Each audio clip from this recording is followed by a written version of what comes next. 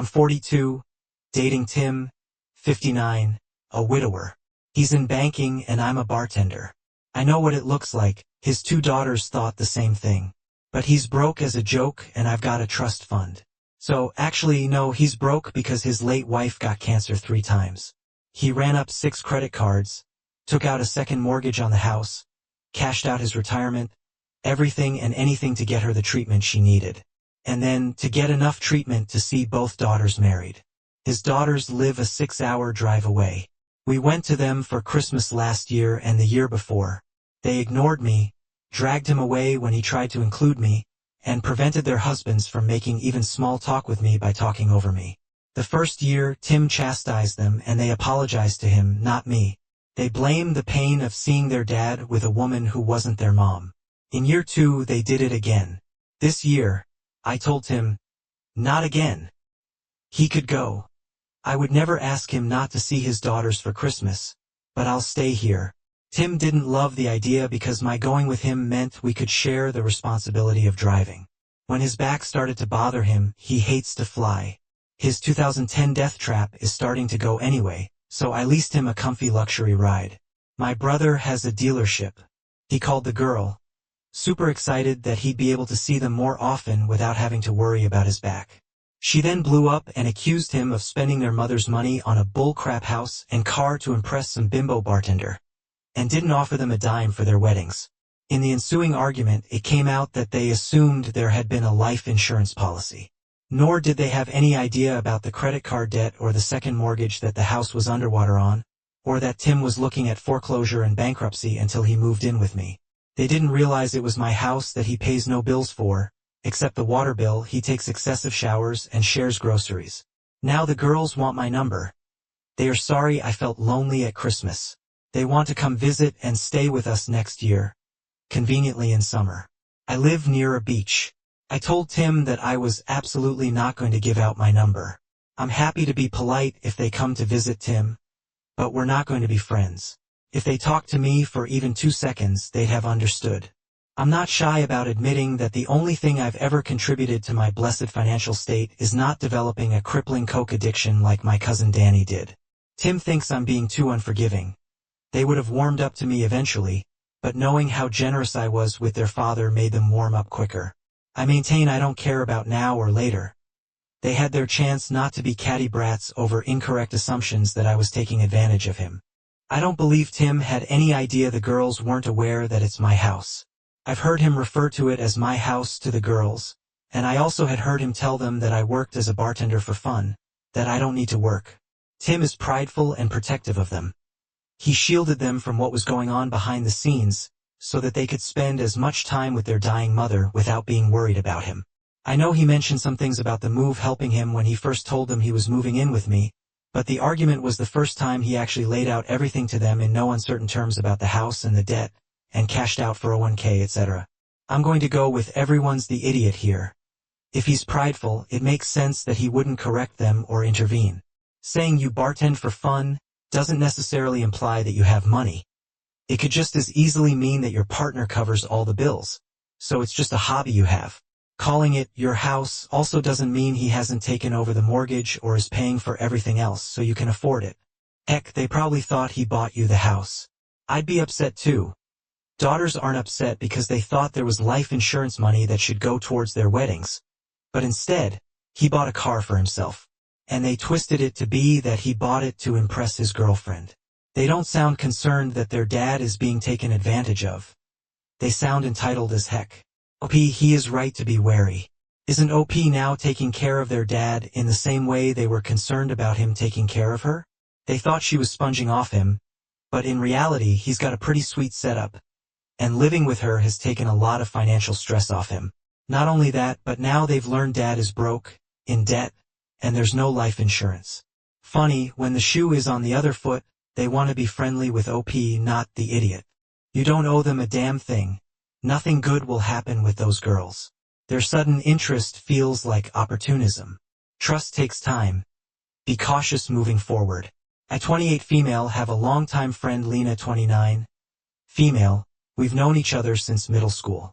We had our ups and downs, but things have been fine overall. Lena's life isn't super easy. She had her first child, Maya, at 16 and had a couple more before she was 24. I'm the godmother of the younger one, but not Maya, since I was so young when she was born. Still, I love Maya to death, and I've always been like an aunt to her. Lena has financial issues, and I try to help whenever I can. I don't charge for babysitting if I have extra money. I'll buy them a few groceries, etc. I try to do what I can financially, but I'm not rich myself, so it's not always a lot. Lena also asks me for help a lot, though, and I give what I can because I don't want my godchildren going without, even when it puts me in uncomfortable financial situations. Anyway, Maya feels she's getting a little too old to always be playing with her younger siblings. So I've started taking her out with me on various outings on Saturdays over the past few years. Lena has started getting Maya into modeling and influencing. It was a slow start, but she's a super cute kid, and things are starting to pick up. She knows Maya and I have this standing date for a few hours every Saturday.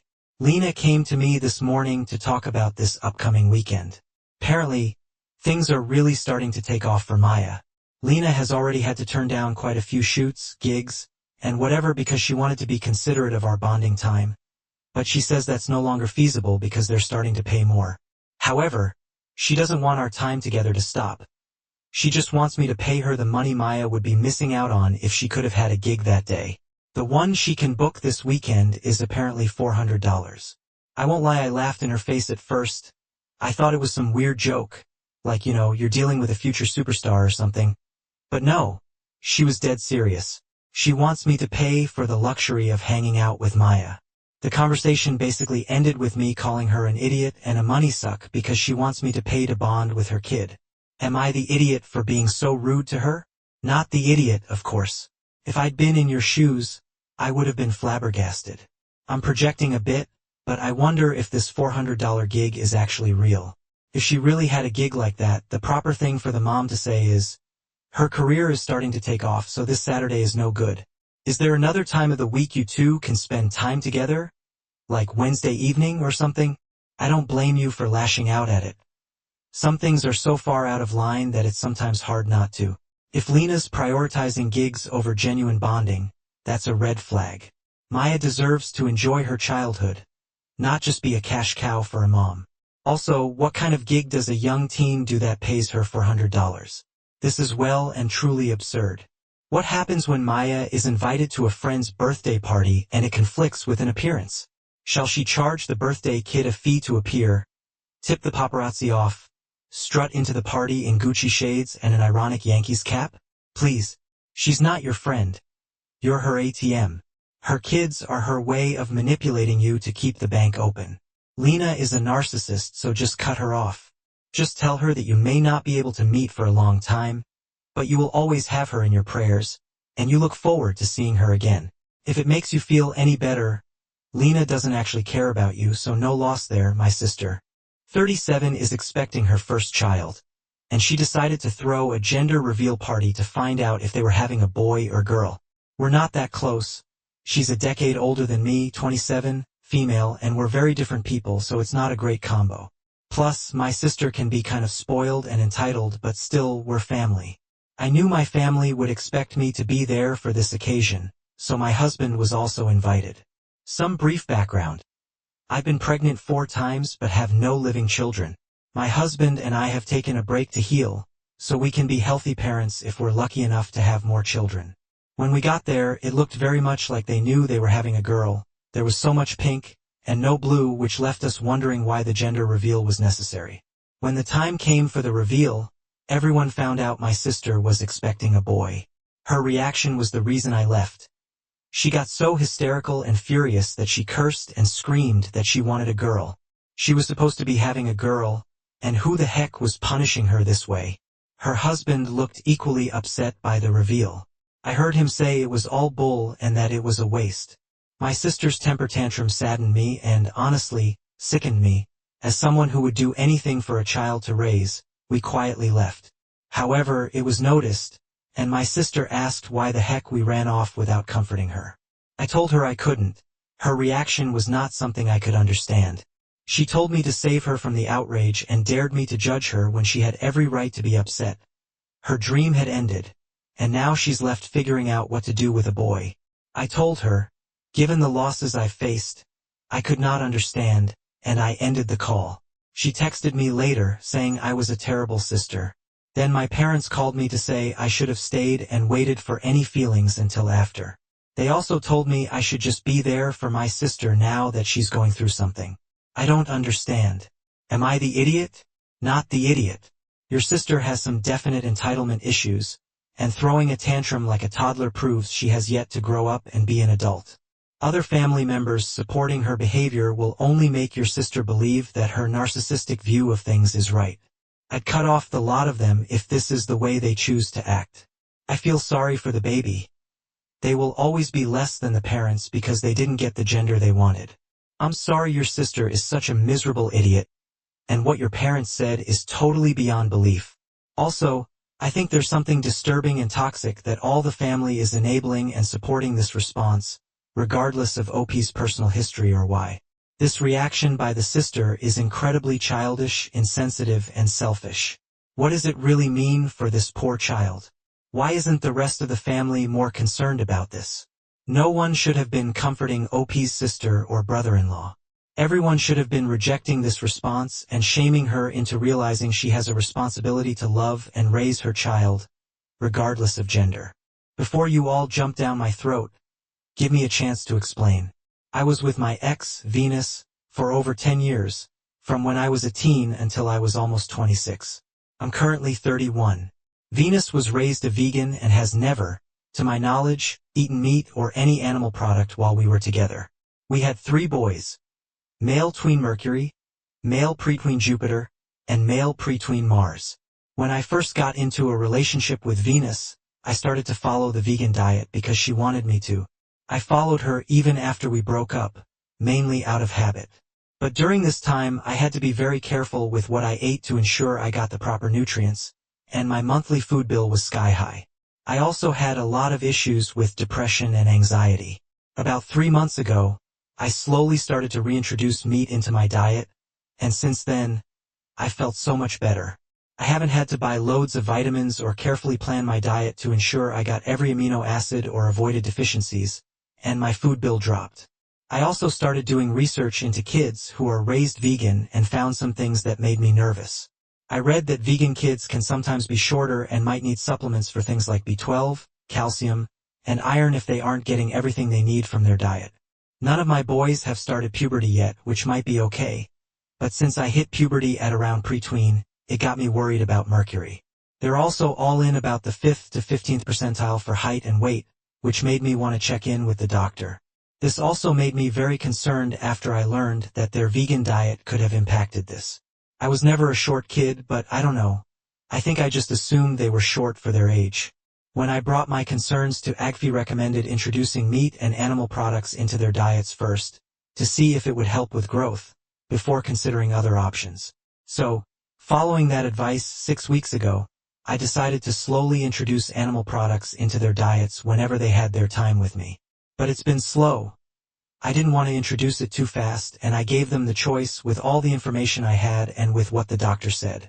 I informed Venus about this, and she was furious with me, saying that I was just doing it to be vindictive toward her, when I wasn't. And that if I don't stop, she's going to go back to family court and get the child arrangements order changed, so that she has full custody of the boys and I only get visitation. I told her that this was recommended by their GP, and she said I had no right to go to the GP without her, when that is not true. It was during my time with them. I was entitled to do whatever I wanted.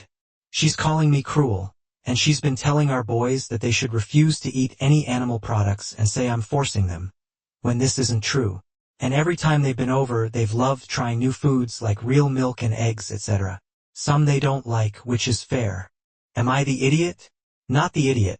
She's off her rocker if she thinks a judge will grant her full custody to feed her underweight children a vegan diet against the advice of their pediatrician. No judge will force a family to adhere to one parent's diet on the other parent's time, unless there are serious medical issues involved. The doctors are very unlikely to order a full blood test unless they're presenting with symptoms of something. It's something I hate about the NHS. They're very much reactionary instead of proactive. Everyone's the idiot here. Learn to communicate and co-parent. Who takes their kids to the doctor and changes their diet without discussing it with the other parent first? You both need to set your egos aside and sort it out with each other or through the courts. My girlfriend and I have been together for a while. While I make good money, my girlfriend actually had a house she's making payments on. We discussed moving in together, and she doesn't feel entirely comfortable adding me to her mortgage, even though we do want to get married eventually. I said it was fine. I got it. This is her house and she's been dealing with it for years now. But obviously I don't want to be a kept man. I currently rent a place, and it's relatively decent for the price. Anyway, we were making calculations, and her demand for my rent for her is twice as much as what I pay for my own place. I told her that was absolutely ridiculous. She claims it's what her house would rent for in the market, not inaccurate, but I told her that it only works when the landlord isn't in the house, and that at most I'd be renting just one room. I could afford it if I don't save as much, but it would be too close for comfort. She says I'm just making excuses, and I told her I'm not going to be paying that much. She insists she really wants to live together, but she said I need to pull my own weight, not like an idiot. So, she wants me to pay what fair market rental value would be for the entire house, even though she'd be living there as well. If she started with half of the fair market rental value since you'd be sharing the place, that could be a starting point to discuss things. But her current stance is so incredibly unfair. I don't even think I'd want to have that discussion with her if I was you. OP, tell her to rent the house and have her pay half the rent of a small apartment. What's good for the goose is good for the gander. If she doesn't want to downsize and doesn't want to compromise, you just got your answer as to how much she's actually committed to you. You're her cash cow. If she's viewing you as a cash cow now, imagine how she'll treat you once you're married. Prioritize your financial independence and self-respect.